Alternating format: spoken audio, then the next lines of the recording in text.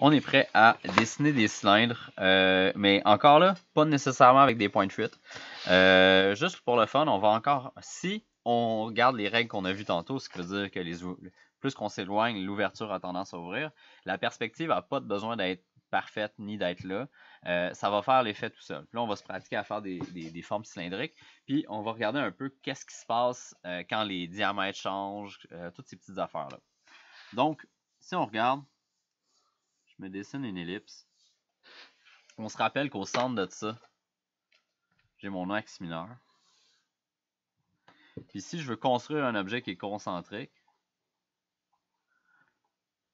comme ça a été fait sur un tour à bois, ou tu sais, les affaires qui pèlent les pommes, là, comme avec une petite poignée Starfrit, là, ben ça nous fait que notre pomme devient un peu concentrique par rapport à l'axe au centre. Donc, si on veut être concentrique, il faut que notre axe mineur soit tout le temps planté à la même place. Dès que l'axe mineur commence à dévier trop, c'est là qu'on va sentir comme que le cône a été frappé une couple de fois par un char, puis il commence à être déphasé. Comme si je dessine un cône de Montréal qui a été frappé plusieurs fois, là, ça va nous donner quelque chose comme ça. Là. Oups, commence à être un peu pété. Fait, parce qu'il y a des collisions peut-être fort probablement ici. C'est ça. Fait que si on veut faire un objet qui est concentrique, il faut tout le temps rester avec ce centre-là. Fait que là, moi, je vais essayer de m'en faire une deuxième, un peu plus bas, puis un peu plus ouvert parce que je vais être plus loin de mon œil. Ça, c'est... Mon horizon est quelque part ici, là. Donc, je m'en viens ici. Je vais essayer de faire quelque chose plus comme un... qui ressemble plus à un cercle, mais pas trop. Puis au maximum, le plus concentré. Puis encore là, c'est du croquis, c'est pas la fin du monde si c'est pas parfait. Une fois que j'ai ces deux ellipses-là, ben on peut l'imaginer, là, si je prends deux crayons, là, voici mon cylindre, il est là. L'important, c'est de rejoindre le cylindre avec des lignes qui sont tangentes. Ce qui veut dire, si j'ai un cercle, ben, ma ligne tangente, c'est une ligne qui vient frotter ou toucher à mon cercle en un point sans passer à travers. Comme ça ici, c'est pas tangent, c'est des intersections. J'ai deux points d'intersection. Fait que je suis en train de couper mon élément en deux, tandis qu'une ligne tangente, ça y touche pas. Ben, ça y touche à peine. Donc, moi, si je veux deux points de tangent ici, ça va être à quelque part là, puis à quelque part là, quelque part là, quelque part là. Fait que j'y vais avec mon crayon comme ça, puis j'essaie de trouver la motion. Tu sais, je peux l'essayer à une coupe de place. Je vois que si je descends ici, je peux toujours être tangent en haut, mais en bas, c'est sûr que je vais couper mon cercle en deux. Fait que là, moi, je vais essayer d'être plus à l'extérieur, un peu plus ce que j'ai visé tantôt. Je vais me faire une belle ligne comme ça. La même chose de l'autre côté.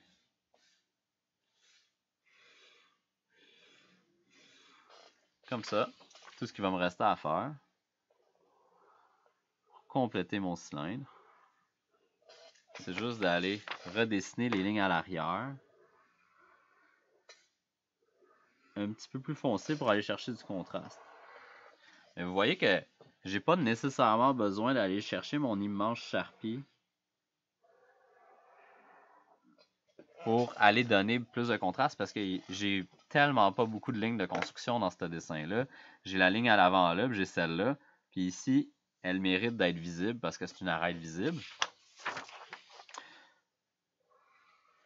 Donc, j'ai pas le besoin d'aller chercher une grosse ligne épaisse pour aller chercher mon contraste. Si vous voulez le faire avec le Sharpie, il n'y a pas de trouble, mais essayez d'utiliser plus la pointe pour aller donner une ligne un petit peu plus mince. Puis encore là, gardez une bonne vitesse, une bonne cadence pour pas vous ramasser avec une ligne qui est un peu vagueuse. Puis ça va faire que ça ressemblera pas à un cylindre, ça va ressembler à un cylindre de Jello.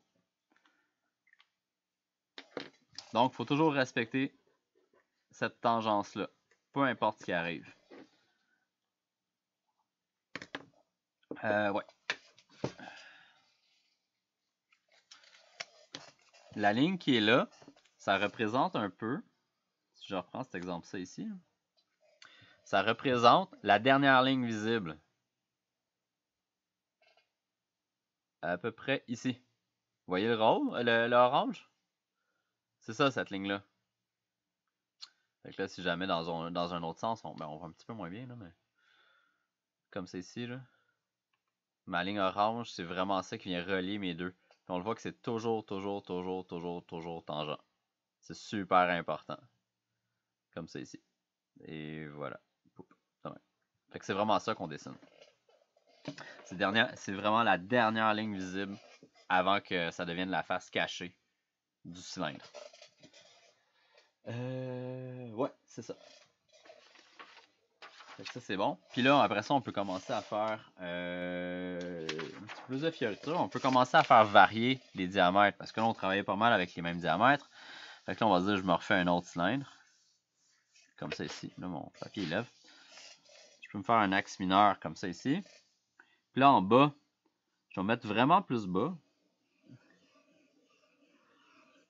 Je peux me faire un rond.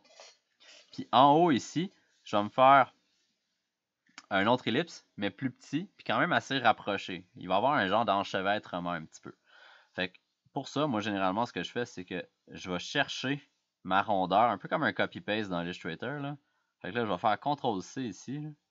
Puis là, je vais monter mon bras, tout en gardant la motion, puis je vais rapetisser le diamètre. Puis là, je sais qu'en haut, l'ellipse devrait être légèrement plus fermée. Fait que là, je viens l'appliquer comme ça. Puis après ça, je vais aller appliquer ces lignes tangentes.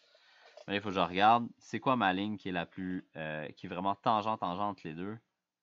C'est à peu près ici.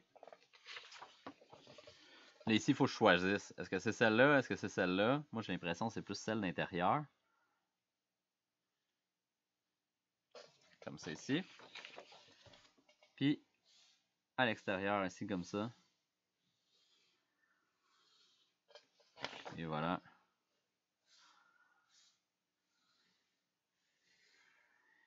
Oups. Comme ça ici.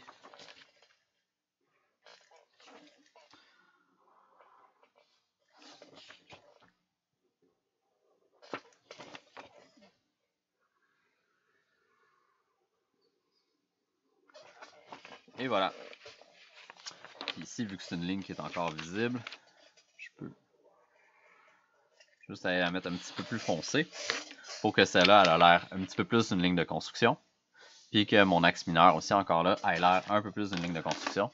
Puis là, ça me donne une proportion un petit peu plus comme un genre de shaker, de drink ou peu importe.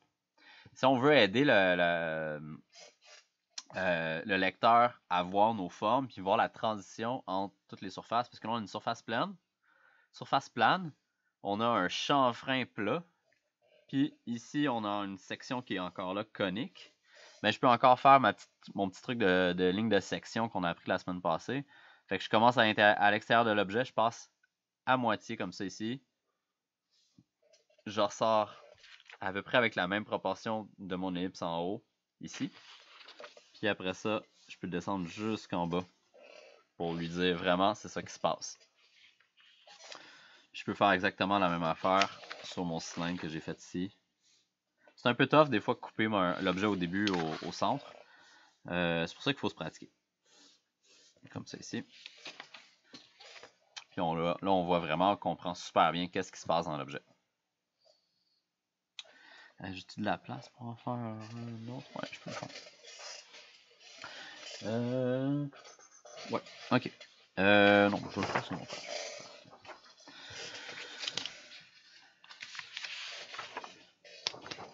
N'hésitez pas à m'interrompre s'il y a quelque chose qui ne marche pas. Ben, j'ai juste une question. Oui. Comment tu fais pour faire une sphère? C'est super facile. Je sais pas si c'est vraiment à apprendre. C'est super facile. C'est un peu plus avancé, mais je vais t'en faire une très vite. Tiens, c'est une sphère. C'est chiant, hein? Ouais, une sphère, peu importe dans quel sens tu vas. J'ai pas de balle. Moi, j'ai des balles ici. Là. Attends, j'ai un ballon. Ouais. Je vais vous montrer. Ça serait plus dans l'ombrage, une sphère. Oui. Qui t'aide à comprendre que tu peux me l'imaginer dans la regardant. Si je me dis que c'est une sphère, mais. Tiens. Peu importe dans quel sens que ce ballon-là va être, considérant que c'est une sphère et non qu'il n'y a pas une forme elliptique sans faire exprès là, à cause d'un défaut de manufacture, ça va être représenté visuellement par un cercle. Vous le voyez? C'est vraiment un cercle parfait. Puis après ça, en effet, là en ce moment, on comprend que c'est une sphère à l'écran parce que j'ai une source lumineuse qui fait comme un genre de un point rond qui est à peu près là. Mais généralement, une sphère va être représentée toujours par un rond parfait. Là, si je veux peut-être te faire croire plus que c'est une sphère, je pourrais en effet y faire un ombre ici à terre qui va ressembler à une ellipse. Puis en haut, je pourrais juste y faire un genre de hotspot comme ça. Là, ça ressemble à une olive. Là. Puis il faudrait après ça que je vienne faire du shading dedans pour donner l'impression que c'est une sphère. Mais généralement, quand je fais ça, je les rate. Je vais peut-être le faire tantôt. Là. On voit déjà juste avec l'ombre, ça a tendance à plus paraître. Fait qu'on va avoir une zone de shading qui va être comme ça. Une autre comme ça. Puis on va avoir toutes ces coupes-là qui vont ressembler plus à une sphère. Mais ça ressemble à ça. Merci. Ça fait plaisir. Là, moi, je t'ai rendu où? Ah oui, c'est ça. Bon. Back on track. On est content. Donc, si je me fais une autre ellipse, là, on va dire que je veux faire un élément qui est concave. Donc, là, en ce moment, j'ai tout le temps fait des objets qui sont convexes. Là, je vais en faire un avec un creux à l'intérieur. Fait que c'est ici, je veux qu'il y ait un creux. Mais je vais encore là prendre, je vais tracer mon axe mineur qui s'en va vers mon point de fuite ou la verticale. Dans ce cas-ci, c'est la verticale. Elle est juste croche. Puis là, je prends mon rond d'ellipse comme ça ici. Je vais copier-coller. Je vais le mettre au centre comme ça, mais plus petit. Puis là, je vais tirer par en bas. Fait que je retire. En ce moment, je suis en train de retirer mon bras vers en bas. Mais je garde cette motion-là. Moi, c'est vraiment comme ça que je copie. J'appelle ça copier mes ellipses. Là. Fait que je vais chercher la motion, je la modifie, je la descends. Puis là, je vais aller tracer un autre ellipse comme ça. Et là, je veux faire comprendre aux gens que ça, c'est une crevasse. Fait que là, je peux aller dessiner le côté là. Le côté là. Là, ça ressemble à un bol. Tout le monde est heureux. Puis je peux aller même mettre ma ligne de section à quelque part ici. Dire qu'elle s'en va là. Elle s'en va en dedans de la surface ici. Elle remonte. Puis elle descend. Fait que ça va donner quelque chose qui ressemble à ça. Puis, je peux même aller mettre une ligne un petit peu plus foncée pour encore là donner l'impression que je suis en train de cacher quelque chose. Donc, on utilise les règles des épaisseurs de ligne pour ça.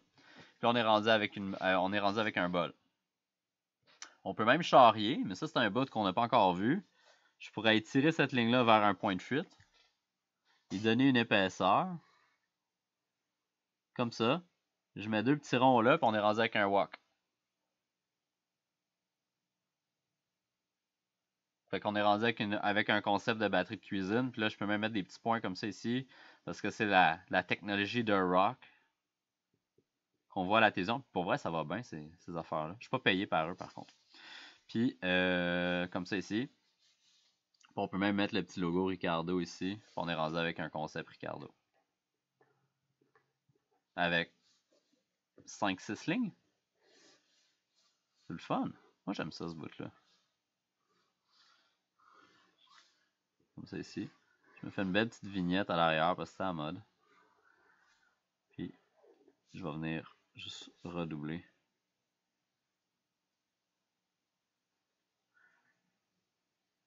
Et voilà, comme ça. Si on veut vraiment faire comprendre encore là que c'est une crevasse, mais je peux faire une coupe d'hachurage, mais qui s'en va vers le fond.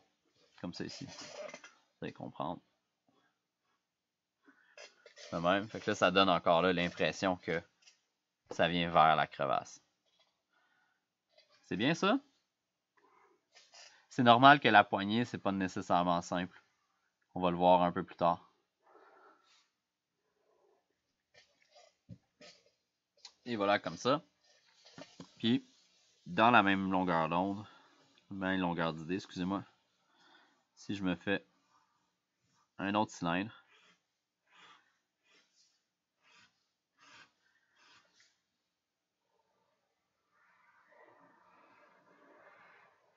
Puis dans ce cylindre-là au centre, je me replace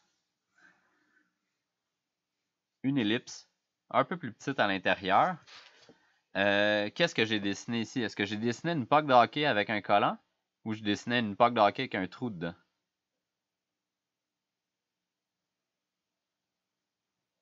C'est ambigu, hein? Il y a comme cette hésitation-là. C'est pour ça que c'est pour ça que là, on va chercher les épaisseurs de ligne. Ce que j'ai fait ici, là, qui est quand même un peu timide, je vais le refaire à l'intérieur. Fait que là, on voit un peu mieux que ça s'en va vers un creux parce que on sait que cette ligne-là sépare une surface visible et une surface qui est non visible. Par contre, c'est pas parfait. J'aime mieux l'effet Bugs Bunny que j'appelle là. Dans les quand vous écoutez genre des vieux Looney Tunes, puis il sort de nulle part comme un genre de collant qui a l'air d'un précipice là. Mais c'est un petit peu la même chose ici. Moi, je sors mon collant de précipice, je fais des hachurages comme ça, au début puis à la fin. Pas plus que le tiers. De même. Puis là, on croit dur comme fer que ça s'en va, qu'il y a un trou. Il n'y a personne qui va me contredire qu'il y a un trou là. C'est pas un collant avec des lignes dessus. Ça, c'est certain. C'est vraiment pas cher payé. C'est un peu ça le secret. Puis, l'important, c'est que les hachurages ici, ils soient, qu'ils aillent vers la pointe 8.